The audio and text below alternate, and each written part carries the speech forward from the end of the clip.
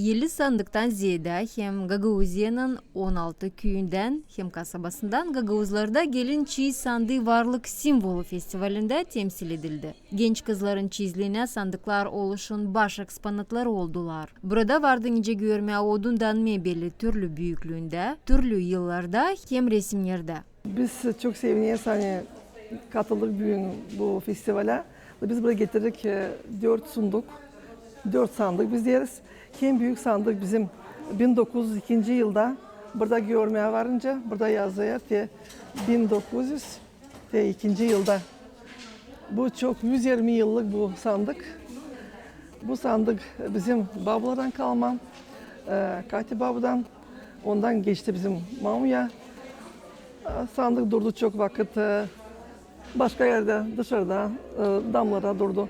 Ben onu hep korudum, köşeden köşeye evde yaparken hep savaştım o sandık kalsın içeride ev yaparken içeride olsun bir müze gibi.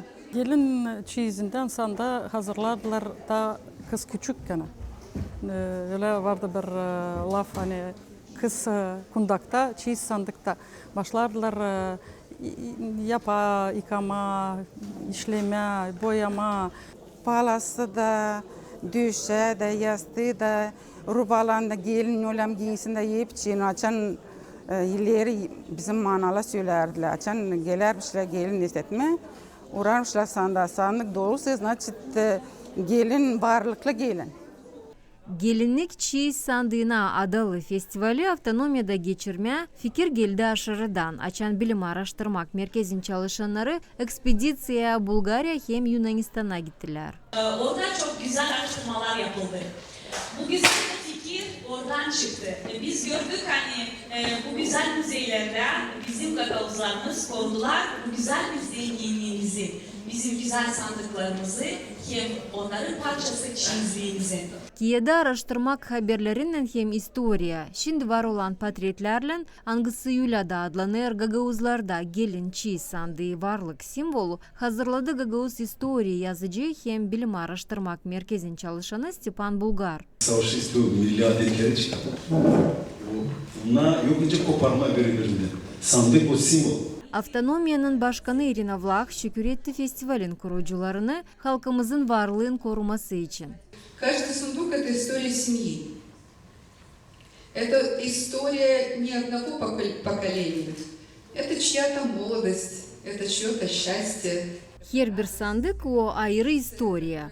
Kiminse gençliği, kısmeti, adeti, hangisi asırlarca geçerdi evlat boylarına. Birlikte koruyalım bu adeti, hem gösterelim uşaklara.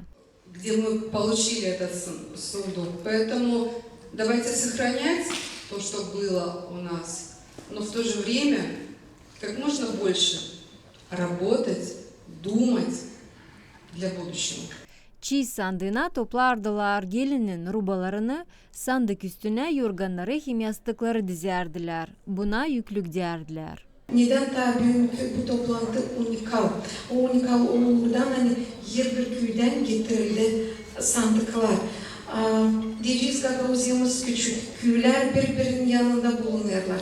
Birbirimize dayalıyız. Ama Çeşme köyün sandıkları ayrı Pongaz'ın sandıklarından. Onların sandıkları ayrı Dizgijan'ın sandıklardan. Herkesin var kendi unikal elementi. Da bunu öğrendiler, adamlar, anılar çalışıyorlar bilim uğrunda. İsterim onlara sağ olun söylene, bilim merkezine. Büyük iş yaptılar. Da bugün yaparız ilk adımı burada. Doğru bu festival, bu toplantı lazım geniş festivale dökülsün. Gagauzlarda gelinin çiğ sandığı varlık simbolu festivali Sif'te geçirilen olur. Kurdular hem geçirdiler onu Kültüra Bakanı hem Maria Marunevich adına Bilim Araştırmak Merkezi. Svetlana Dimitrogla, Sergey Georgiev, Alexey Gerchu, GRT Haberler.